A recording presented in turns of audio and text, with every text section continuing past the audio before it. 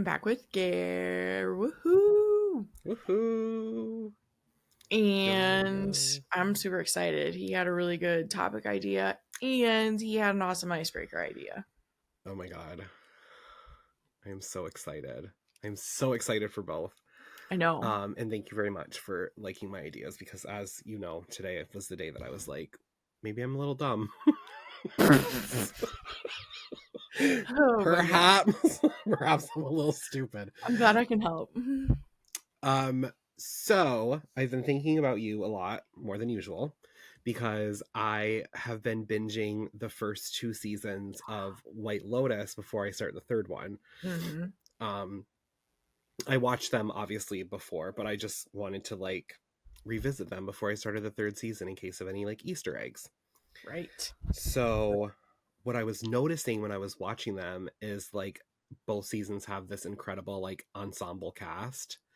And Mm-hmm. so I wanted to know if you were responsible for casting the next season of White Lotus, who would you pick? Do you want to go like back and forth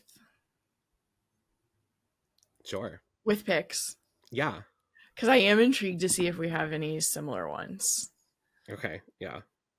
Mine are like all like, yeah, they're like all over the place. Mine too. So the first person who came to mind for some reason was Pedro Pascal I because almost picked him. he was just the first one. I was like, I need him in that setting because so far we've seen him in very serious dramatic roles most of the time. And I'm like, I need him on this sexy, silly show. Yeah, and I feel like his like all of the interviews he does, like where he calls Yes. himself daddy and stuff, like he would be so good at Yes. like the comedic. And there's always like somebody who's like there's always like somebody who like starts off in like one aspect and then like becomes Yeah. like really attractive toward the end of it. Yeah. I feel like he would be a guest. I feel like he'd be like a funny, like, maybe like a stoner, like a hippie stoner bro kind of thing, or like bohemian type character. Yeah, I could picture him kind of being like Connie Britton's husband in the first season. Oh yeah, Like how he like started off kind of like silly and comedic and then like his role got more dramatic as the show went that's so on. bad. Yeah, Ooh, that's a good one. yeah. That's a really good one. Um, my first one, to no one's surprise, is Sarah Michelle Gellar, Oh, that would. Yep, I would have guessed that one too. because I feel like there's like this resurgence of Sarah Michelle Gellar on TV, like with Dexter and like the new Buffy show that she's gonna be in.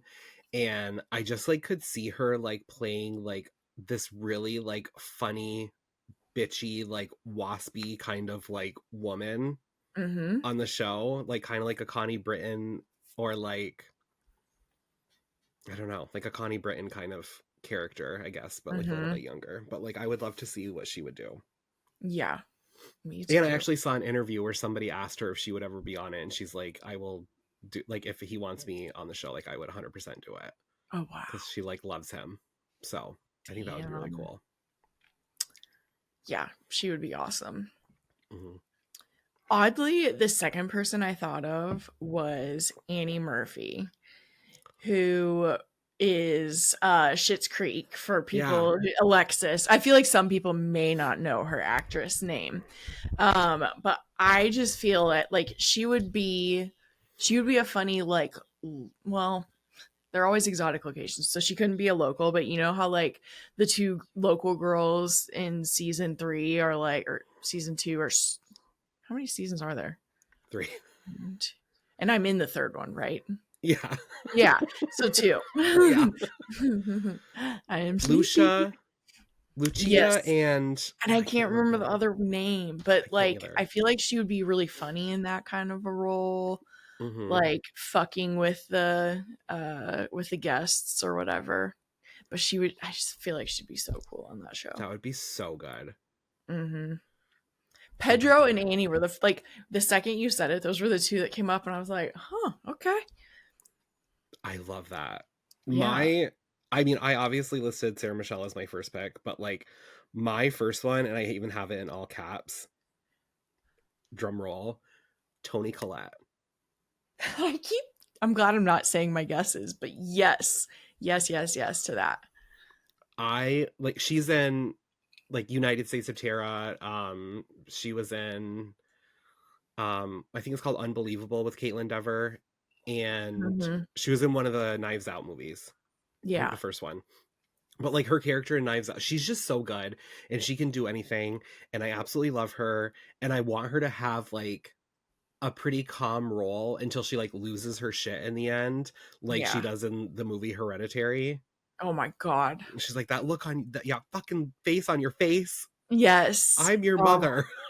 I want her in everything, obviously, but like I just think that she would be so fucking good in White Lotus. yeah. She'd be fantastic. Yeah, That scene I in would. Hereditary is just unreal. She's so She good. goes there. And I'm like obsessed with her in United States of Terra. Have you ever watched that? I never watched that. She has like multiple personality disorder, Mm, but she does such a good job at playing every single personality that like hmm. I just, and she can like switch really quickly. It's That's phenomenal to awesome. watch. And the show's also really good, but yeah. I need to watch it because I do like that concept. But because you said that, I'm going to skip to one of mine. Tatiana Maslany, who plays all of the orphans on Orphan Black. Same thing. Where like I just respect her acting so much and don't see her Mm-hmm. in very much other stuff. But she played, I think, 11 or 12 clones by the end of it. And they were all Jeez. so distinct. And then sometimes she would be one clone trying to pretend to be like the other clone to like pull something off. And she, like, you could feel the other clone underneath the outfit. And like, whew, I love that show. And I'm just like, he could use her in any, like, she could be in any of the You're right. roles. She can play any character. Yeah. Yeah. Oh my God. That's so good. Um, okay. I'm going to bounce off yours because there's somebody who I feel like is very underutilized in Hollywood. Sandra Oh from Grey's Anatomy. Yes. I would Mm, love to see her in this because I feel like she's an amazing actress, yes. but she's such a, like you and I discussed this about Lucy on Tell Me Lies, but like Sandra Oh is such a good facial expression actress. Hmm. And I feel like with how she is in like dramatic roles, she's incredible. But like also her facial expressions, she would be such good like comedic relief at some points. And I Yes. would love to see like what she would do in the White Lotus. I agree. That's a great one. You watched Killing Eve, right? I haven't. Oh, wow. I You're missing haven't. out. It's on my list, but Nice. I bounce through That's fa- okay. phases and moods when it comes to what I'm watching. So who knows when Yeah. I'll be in the killing mood. Well, a show that we both have watched that I also thought of, I need Issa Rae on White Lotus. Hell yeah. I just Hell need yeah. it. I almost envision her as like, like Bose on Beverly Hills Housewives now. Mm-hmm. Um like a really super successful businesswoman, like maybe traveling alone. I could see that. And then like we just find out all kinds of things about her that we like maybe she's not what she presents as at first. I could also see her doing like the Natasha Rothschild role where she Yeah. like works at the White Lotus and then she's like, these fucking rich white people are crazy. I know. I know. But she's another one. She Yes. could play any role, you know what I Yes. mean? And like make it her own and also like believable. Yeah. She was actually on my list, but I had an idea. And so I Oh, replaced her with nice. somebody else. Nice. But my next one is Mahershala Ali. Mahershala. Mahershala. Yes. Yes. Like Oh, he would be True so good. Detective, Moonlight, like I feel like he is so talented that like he would be Yes. like I love our pick so far, but like he would be like the standout. He like would. the Emmy winner at the end of it. Yeah, I think you're He's right. so good. He's amazing. Um, Catherine Hahn. My She God, that is so has to good. go. She I just has wish to I thought of that. go. I I wish feel I like thought of she that. would be funny as staff and like really making fun of, like, just talking mad shit, like giving all the gossip. Like basically we're following her character for the gossip that she like finds and passes on. And like she's also like kind of done a role similar to that with like Bad Moms, Yeah. where she's like she works in the spa and like she's really funny between like what she's saying to herself and then like how she presents herself when there's like a client. Yes. So that's amazing. Um so my next one would be Jonathan Bailey. Oh, you're muted. My dog was barking. Yeah. I thought about him too and almost included him after Pedro. I just want him to be part of a gay couple, Mm-hmm. but like I would want them to be like I want him in my next pick to be like this gay couple that is like super toxic and like maybe like Shocker. tries to have like not toxic in like a dramatic way but toxic in like a funny way, like maybe where they Mm-hmm. get in like little like tiffs, or like they decide like they're gonna have like their first like threesome at the White Lotus, or Mm-hmm. like have like a thruple moment or something and like have like shit Yes. go awry. I love that. Now I want to know who your next one is. So my next one actually is John Turturro because I'm watching him in Severance right now. But he could body a role, like Yeah, any of them for White yeah, Lotus. he was incredible in The Night Of. Yeah. Yes, he was so good in that. So I haven't good. thought about that in a while. It was a pop culture Jeopardy clue the other Oh night, and I was yeah. like, "Fuck yeah!" That's amazing. um, he would be so good. Oh my Yeah. god, he would be so good. I could see him doing like the Murray Bartlett role in like the first season, like Yeah. the like The manager. the manager. Yeah, Yeah, he'd be great for that. he would be so good. Well, somebody I would love to see that I think would like be incredible as Jonathan Bailey's like boyfriend is Lee Pace. Which one is he? I need to look him He up. was in Bodies, Bodies, Bodies. Okay. I'm gonna recognize him then. Um, he's super good looking, and Oh yes. I Okay. also watched this movie the other night that has Sarah Michelle Gellar in it, and it's like she has like this perfect husband and like his like bad boy brother, and the Mm, husband and the brother get into a car accident and they both go into a coma, but the brother wakes up and is like, "I'm your husband." And she's like, "Stop dicking around," basically, like, you know, like, "You're not my husband." And he oh, starts like saying all of these things that only her husband would know, like, "Remember this vacation when this happened," and like all these things. So like she thinks that like her husband's like soul is like trapped in the brother's body, and Lee Pace is like the bad boy brother, and he was so good in it that I was like, oh my god, I would love to see that. nice. That movie sounds good too. Yeah, it's very good. It's called Possession. Possession. Good to know. So I think Kieran Culkin would be amazing too. Jesus, you are fucking crushing this.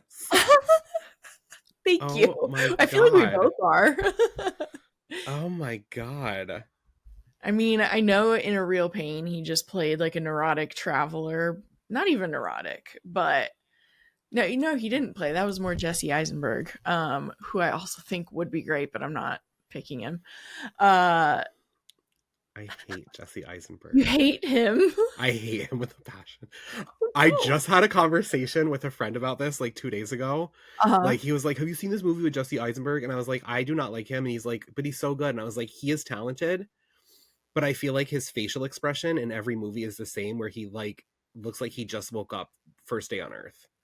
Like he always has like a very confused, I don't know what's going on in the Oh, entire, that's like not funny. only the world, but like my life. Look at Yeah. his face. But Well, good thing I didn't pick him. I picked Kieran. imagine I'm like, meh. Kieran uh, would be so good. yeah. I don't know. He'd probably be a funny like tech bro. Yeah, I was gonna say like the guy Could that do like shows that. up like um And is like yelling on his work calls in the morning. yeah, and like maybe like not prepared, like thinks that he's gonna go on like a hike in like boat shoes. Yeah, exactly. Because that was just in a book that I read and I thought that was like really funny. That is. Um my next one is Mason Gooding. Um he was in Scream 5 and Scream 6, and he's in the most recent Heart Eyes Yes. movie. And he's not like super well known, but I feel like he would be like the underdog character. Like he is Hmm. so charming in Heart Eyes. I Yeah. can't even tell you how much my crush on him like immensified because of this. Like he's so charming in that movie. I could see him kind of being like the Ethan character of like season Hmm. 2 that was married to Aubrey Plaza. Yes. Hmm. And like I just think that he would be so good, and he's so sweet, and I love him, and I want him in everything. I love him. Yeah, he's hot. Hmm. He's so good. Yeah. Well, yeah. As There's soon as also he can that like part. I'm run just around the staring beach at him right shirtless. now. Yeah, I know. He's so uh, Well, another one I thought of was Mia Goth. oh She my would be amazing. Also, kind of like it would be cool to see her as like a local who's like trolling people, but she could do anything. she could be like the Lucia of like Yes. whatever season, like wherever we go with this Mm-hmm. cast. Oh Yeah. my god, she would be so good. Yeah, Mia Goth and Annie Murphy as the like duo would be so funny. Ugh. That's okay. So that's really funny that you say that, because when I thought of like Mason Gooding as like the Ethan kind of character, Hmm. I think Jacob Elordi would be I really kept waiting for good. you to say him. I That's who I thought he keep would be almost like, saying. I thought he would be really good as like the Theo James kind of character, Yes. where he's like the douchebag, but he's like super hot, and like he just Yes. like thinks the world revolves around him. And I'm like also like fingers crossed, because he's really shown off his acting chops and like a lot of things, but like Euphoria being on HBO and Right. White Lotus being on HBO, I'm like maybe they could make it happen. Yeah, like Sydney. Hmm. So fingers crossed. Yeah. And like I feel like you need like some like bro hunk. There's always like a lot of like thirsty looking men on Oh like yeah. White Lotus. White Lotus is very gay. Yes. For God bless anyone who God bless hasn't Mike watched White. it yet. God bless Mike White. Yes, God bless him. And the twist would be that I would be a guest star and have the threesome with Jacob Elordi and Mason Gooding, and Jonathan Bailey and Lee Pace would not get their threesome. That would be wonderful for you. I know. And then they'd be like fighting over who marries me. Oh my god. Mike, Yes. call me. Yes. Did you say one after Mia Goth? Jacob Elordi. Okay, so you were saying Jacob Elordi. Oh Okay, yeah, oh yeah, cool. yeah, yeah. Oh yeah, yeah. Cool. Yeah. That was a sneak attack. I like saved him toward the end. Right. Well, when I thought of Kieran, I also thought of Brenda Song, who is she's like famous on Disney Channel, but like the character she played on Disney Channel, if you knew her, you'd be like, "Oh my gosh, London, the character she played needs to be at the White Lotus as well." She would have to be some like totally out of touch rich girl because that's what she is there. I've seen TikToks of her in that Yeah. new show with Kate Hudson, and she's Oh, so funny. yes. I think she's married to Macaulay Culkin though. You're right, but it was what made me think of her. Oh Sorry. yes, okay, yes. Yeah, I that would be so good, because there's always like a Megan Fahey, like somebody that you're not like super familiar with, but Yep. like really like does like a fantastic job. Mm-hmm. Yeah. Ugh, that's so good. That's so She's good. Yeah, her character was so funny. It would be nostalgic. Well, speaking of nostalgic, Ooh. um, one of the things I love about the first two seasons is Jennifer Coolidge, Oh, who has yes. been like iconic since the American Pie movies and like Legally Blonde. And so I was like thinking like we need somebody else like that who could like maybe do more than one season that's like also like iconic from like the 90s and stuff. Hmm. So to play somebody similar to like her character, I would do or I would pick Jennifer Tilly. Oh my gosh, she acts too. Yeah. Acts. Oh my god, yes, she'd be amazing.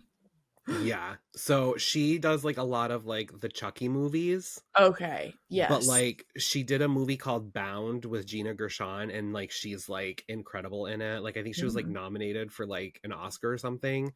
Wow. But she's just like so funny and I like love her voice and I love her personality and I think that she would be so good as like a ditzy like rich woman who's just kind of like confused about having to do things for herself. Yes, I agree. If I were going to cast that role, I would say Jessica Lange needs to be in White Lotus. So good. So Like, good. and again, she can do anything. She could be the manager. She could Mm-hmm. be a rich widow with a secret. Like, Oh yeah. she could do any of it. Oh my god, that would be so good. I know. I feel like we could do this every week. Like every week I until the know day I because I die, have I could pick like so 10 more. many. Yeah. Yeah. Because I was torn between Zendaya and Jessica Lange for my last one, but then when you said that one, I was like, okay, I want to include Jessica Lange. Well, you can include I'm gonna include Zendaya Zendaya. too. And She can do anything too. yeah. And you know what I don't know why this just popped into my head, but like Mm-hmm. one of my favorite movies is The Help. Mm-hmm. And I love Sissy Spacek in it. Mm-hmm. And I could see her on The White Lotus too. Yes. Like Yes. playing that exact character. I agree. Oh my god, that would be so good. Viola Davis would be fun. It'd be fun to I give almost picked her. her. It'd be fun to give her a comedy to like play around with. I think Oh yeah. Yeah. She's oh my god, she's she's really good. iconic. I'd also love like a throwback to like having like Sandra Bullock and Mm-hmm. Nicole Kidman playing sisters Ooh, that would be on it. good. Like kind of like Who throwback to else like do I- Practical Magic. Yeah, Sandra also always. I feel like Julia Roberts looks like she could be her sister too. Julia Roberts would be so good as like a Connie Britton sort of character. Yeah. Mm-hmm. Oh my god, that would be We need so him to write like 15 seasons of this show. right. Amy Adams would be really good. Yes. I had Ted Danson. Oh yeah. Joan Cusack would be fantastic. Joan Cusack is the best out of all of our picks. I think so. Joan Cusack is, oh my god, that is fucking incredible. Yeah. Do you know what She would have so much fun. I like? Do you know who I also think of is? Do you remember the second season where they had like the the father, the grandfather, and the son Yes. trio when he was fighting with his wife on the phone? Mm-hmm. The wife is actually voiced by Laura Dern. Oh, And I was like, how fun would it be if she was in it? And like maybe like yes. there were like scenes where like she's calling him and like Yeah, maybe now her ex-husband or they like reconciled or whatever and like he could yes. do like some voiceovers and that would be like a fun little Easter egg. That would be cool. Because Laura Dern would be fucking She'd kill it. insane. Yeah. Yeah, Laura Dern she's would be amazing. insane. She would be She would so be. good. I also had Florence Pugh just because she can do Mm-hmm. anything. Anything. Yeah. She is so Florence talented. And she's like Florence a Pugh. chameleon for all her roles. Yeah. Oh my god, she would be so freaking good. Christopher I Walken and John Turturro together on Severance is like a treat. So like it would be repetitive, but it would be hilarious for them to be on like a trip together. I love when they do that. I love when they have Yeah. character or like two actors that like reunite and like play Hmm. different characters. Um Michelle Pfeiffer would be good. Mm-hmm. Michelle Pfeiffer would be so good. Oh my god. There's just so many. Yeah, There's there so are. many people. I would love like Kathleen Turner. Mm-hmm. It's such an accessible show too. I think that's part of it. Michael Douglas. Mm-hmm. Oh, okay. Yeah.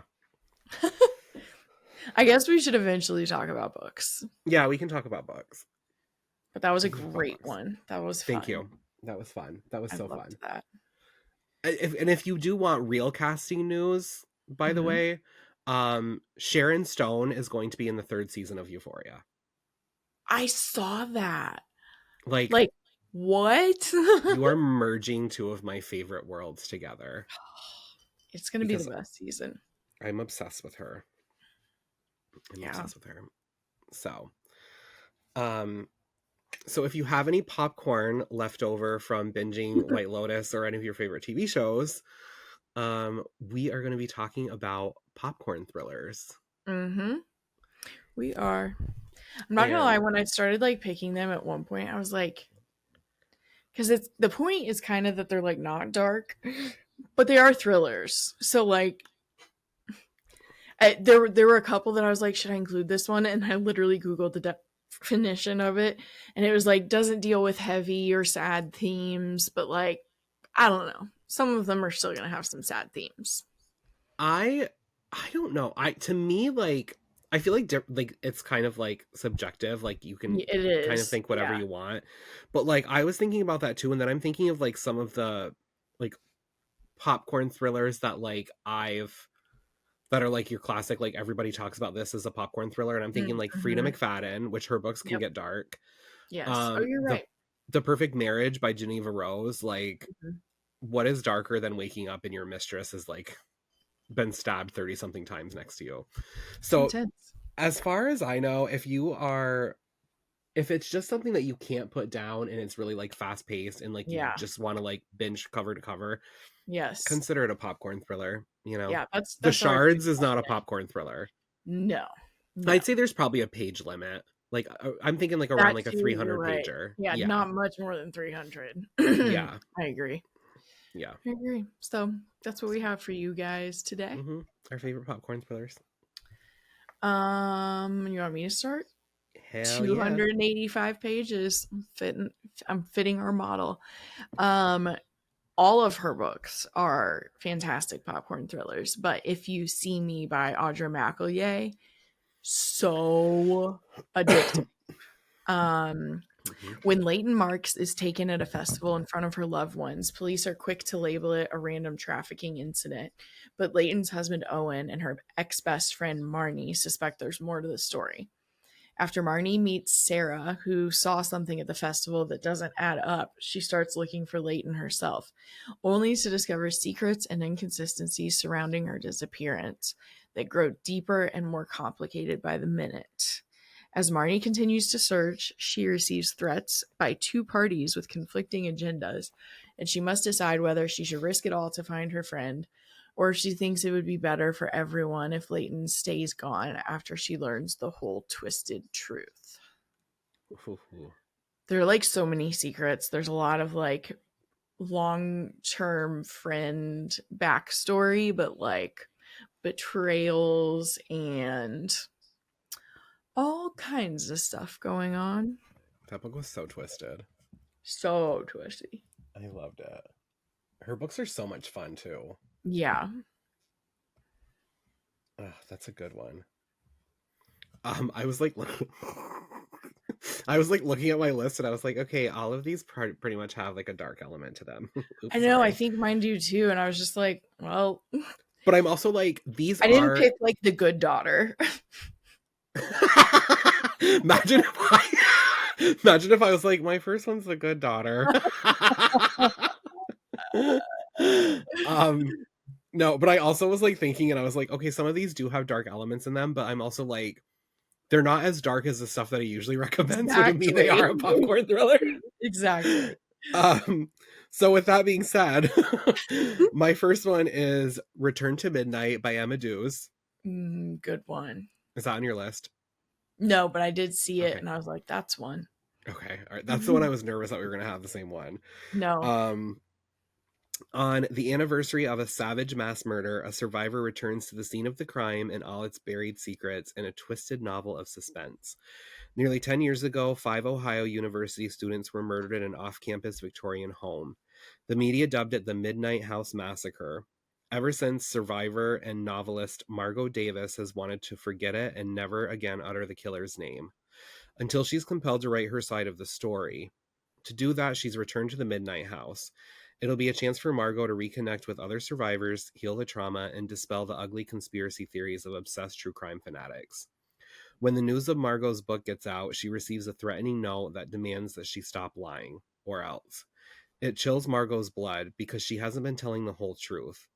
As the threats continue, each more sinister than the last, a journalist comes to Margot with new suspicions about that brutal October night.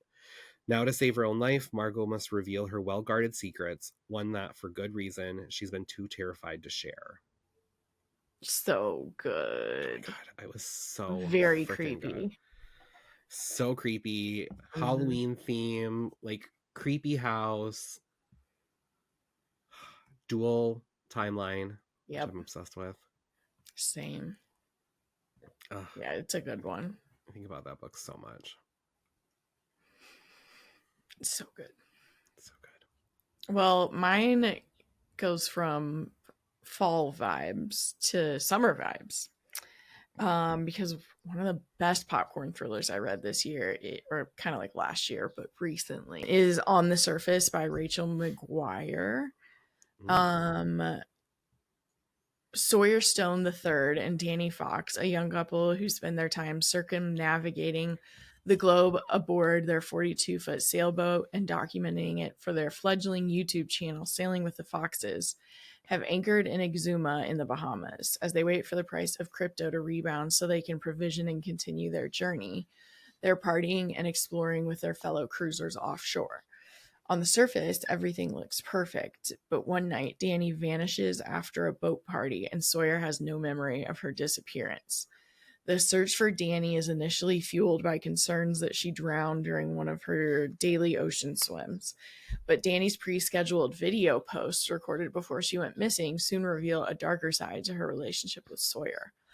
Meanwhile, Royal Bahamas Police Force Inspector Veronique Knowles has her hands full trying to keep the investigation on course as the story of the American woman missing in the Bahamas goes viral and the internet sleuths unearth secrets from Sawyer's past. Sawyer Stone is far from perfect, but is he a murderer? It's just Damn. like you think popcorn thriller, you even think like a cover like this. I I love the name Sawyer so much. It's a cool name. I love the name Sawyer. I still need to read that one. That's like definitely more summer vibes though, so I have plenty of time to Very. read it this summer, Yeah. being that it's only 30 degrees here today. Yeah, it got up to 60, 70 outside here. It's supposed to get to 65 here this weekend.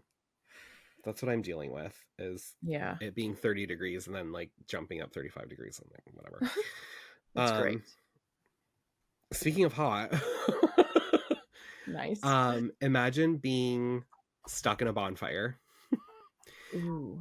because my next one that I just finished recently and I'm obsessed with is You Killed Me First by John Mars. This is the most addictive, crazy, twisty, diabolical thing that I have read in a long time. And like, the dialogue and like some of the shit that happens, you will belly laugh before your jaw's on the floor. So like, highly, highly, highly recommend. Um, it's the 5th of November and a woman awakens to a nightmare. Bound and gagged, she lies trapped in the heart of a towering bonfire. As the smoke thickens, panic sets in. She's moments away from being engulfed in flames. How did it come to this? Rewind 11 months. Margot, a faded TV star, and her long suffering friend Anna watch as glamorous Liv and her flawless family move into their street. The three women soon fabricate the perfect pretense of friendship, but each harbors their own deadly secret. And newcomer Liv senses something is terribly wrong beneath the polished exteriors. As cracks widen in the veneer, perfection and lies escalate out of control, tension ignites. Bonfire night is approaching and someone is set to burn, but who will it be? You have me all kinds of excited about this one. Oh my god, it is Chef's Kiss. The only thing I will say, I feel like Margot is definitely not a former TV star. She's more of a pop star. That's weird. So, like, that's why I was like reading that synopsis. I was like, this is the Excuse synopsis that me. was on Goodreads, but like, I will fully let you guys know Margot's like storyline is that she was kind of in a band similar to like S Club 7. Nice. And shit goes crazy from there. Shit goes crazy. Shit goes crazy. It goes crazy. So if you read this one, my recommendation, like, it's probably going to be like slow burning for the first 50%. It's more like you kind of feel like a Desperate Housewives kind of vibe. Mm. But then like at 50%, your jaw is just going to like be on the floor, and it is relentlessly fast paced from there. Wow. I'm excited. I'm definitely going to read it. Good. It's so good. I'm finishing Girl in 6E right now. And then maybe I'll be able to pick that up. Another fucking stunner. Right? Okay. This one gets all kinds of crazy too. And it's called This Girl's a Killer by Emma C. Wells. I can't stop talking about it, guys. It fits so many of our topics. Yeah. Cordelia Black loves exactly 3 things: her chosen family, her hairdresser, worth every penny plus tip, and killing bad men. By day, she's an ambitious farmer rep with a flawless reputation and designer wardrobe. By night, she culls South Louisiana of unscrupulous men, monsters who think they've evaded justice until they meet her. Sure, the evening news may have started throwing around phrases like serial killer, but Cordelia knows that's absurd. She's not a killer, she is simply karma, and being karma requires complete and utter control. But when Cordelia discovers a flaw in her perfectly designed system for eliminating monsters, pressure heightens. And it only intensifies when her best friend starts dating a man Cordelia isn't sure is a good person. Someone who might just unravel everything she has worked for. Soon enough, Cordelia has to come face to face with the choices she's made, the good, the bad, and the murderous. Both her family and her freedom will depend on it. Dum, dum, dum. This is like if the book Blood Sugar and the TV show Dexter had a feminist baby. Yeah, and that baby's first ever toy is a butcher knife. Is a knife. Fucking knife. Yeah. God, that was so much fun. Cordelia was so sassy. I know. So sassy. I want a Cordelia in my life. I'm not going to lie. Maybe you already have one.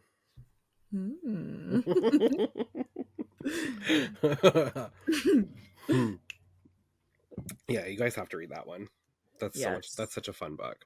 That's the one I was torn on, but I'm like, it's campy. So like, it's not just totally dark. This fits. It's a popcorn thriller. Yeah, it's also kind of like bloodier, funner version of like Finlay Donovan. Mm-hmm. I still haven't read those at all. Well, now you know. Okay.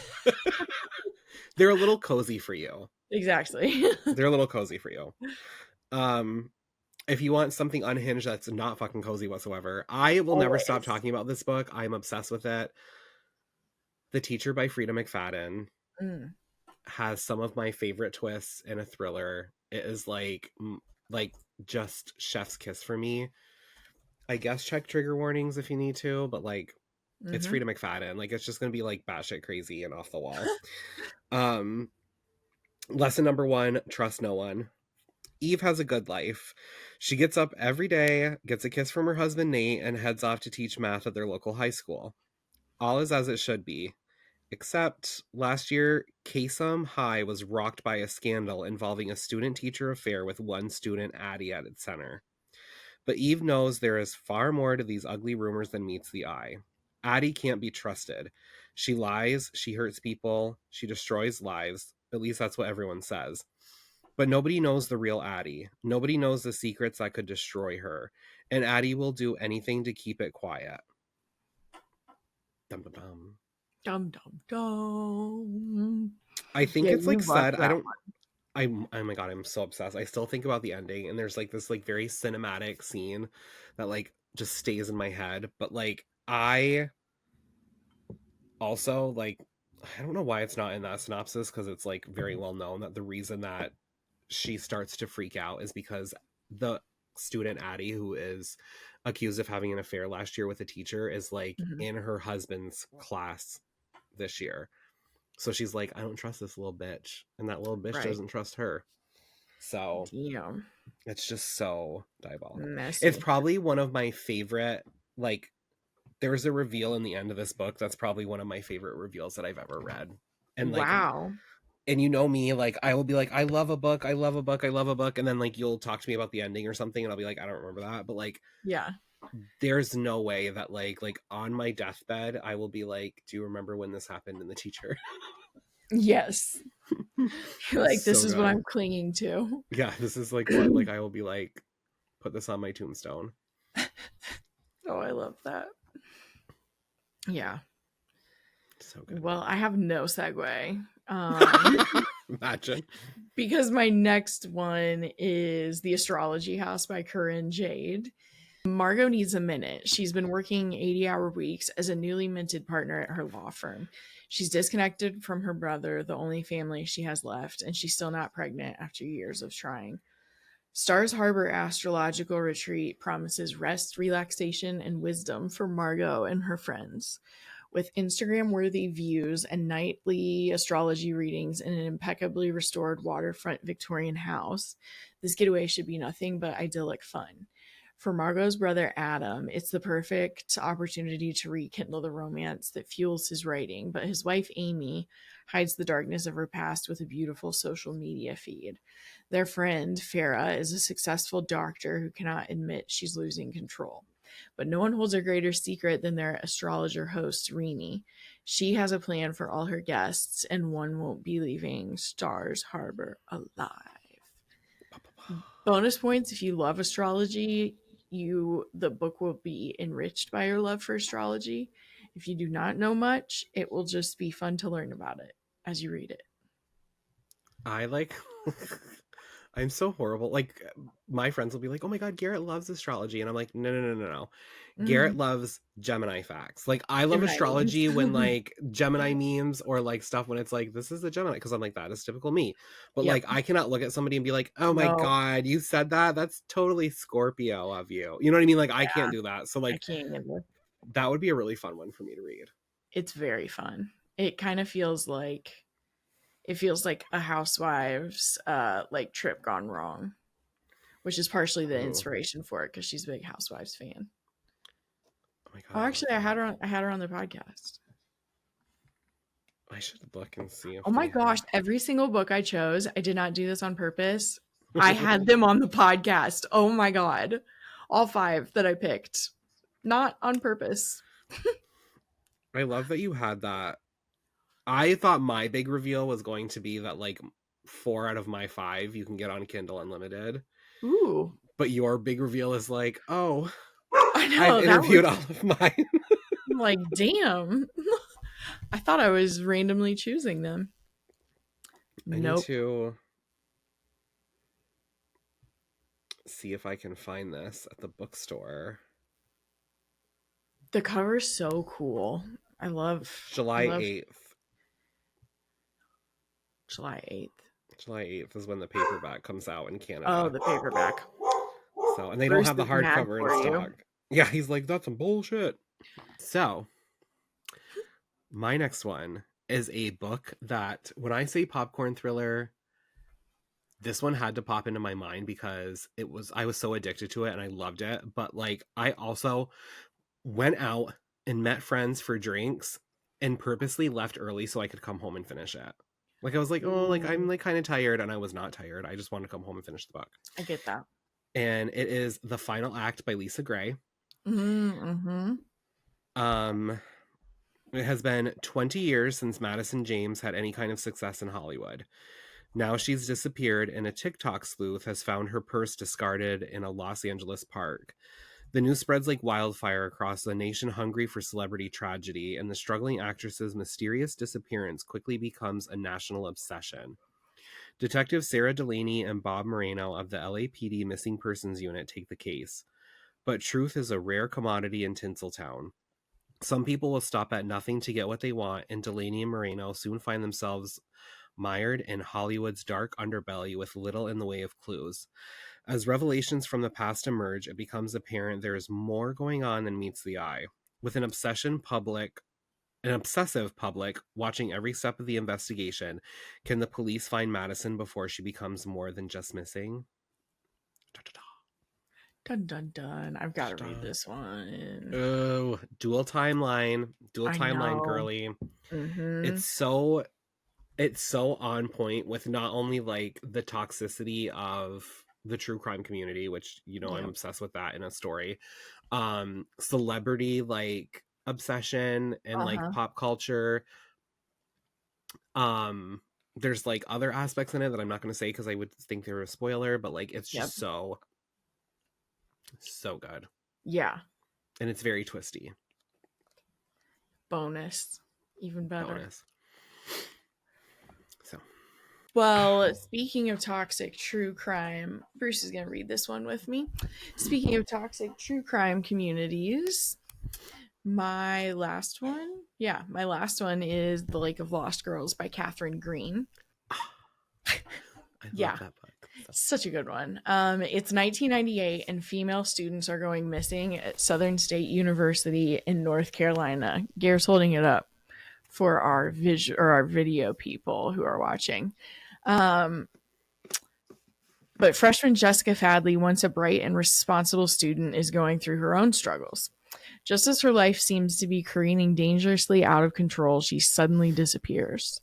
24 years later, Jessica's sister Lindsay is desperately searching for answers and uses the momentum of a new chart-topping true crime podcast, 10 Seconds to Vanish, that focuses on the cold cases to guide her own investigation. Soon, interest reaches fever pitch when the bodies of the long-missing women begin turning up at a local lake, which leads Lindsay down a disturbing road of discovery. I'm reading this to my dog so that he doesn't bark. So that's why I sound like I'm reading to a child.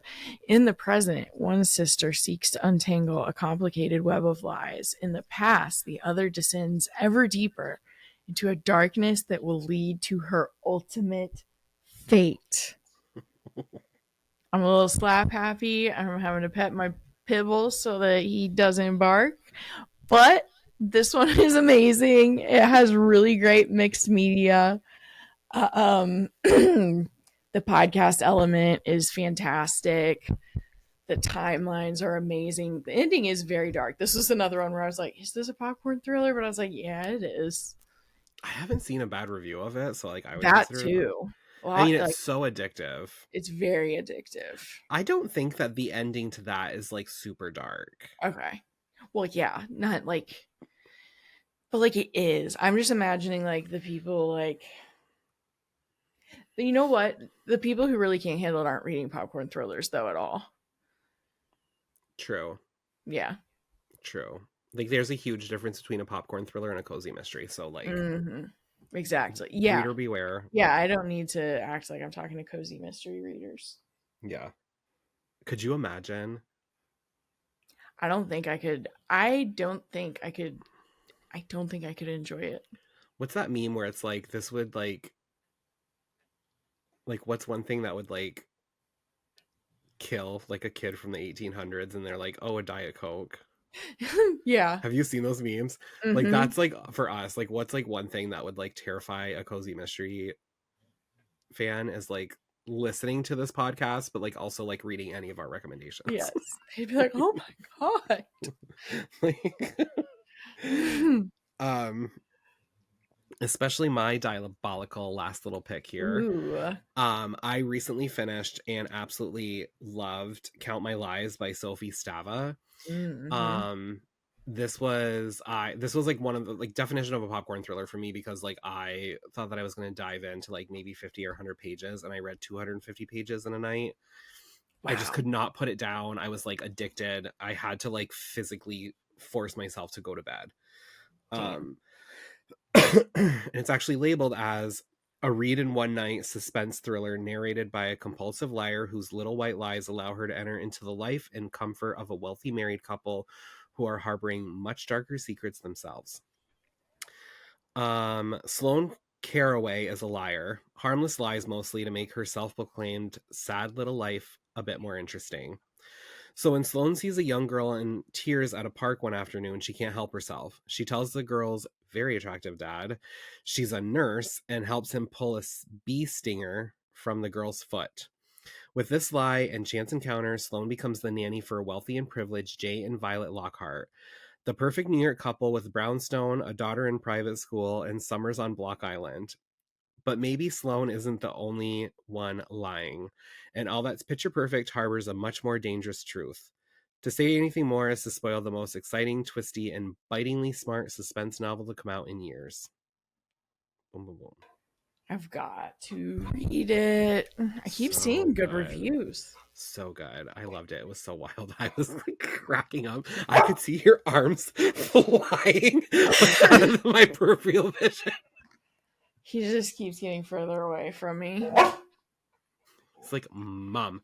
He's like, that was the last book. I know it. Yeah. He's like, if that wasn't, it's going to be 5 instead of 6. Be. Yeah. Like last week. We were like, well, we guess we'll stop at 4. I know. This is like 2 weeks in a row. He's like, it's spring, bitch. I know. It doesn't mean I want to be outside. I don't like it out there. Everyone, when you are done binging The White Lotus and you have your leftover popcorn, I hope you enjoy all of our picks for your favorite popcorn thrillers, and let us know on social media which ones you are excited to read and what your favorite popcorn thrillers are. See you next time. Thank you. The second time my dog has ruined it.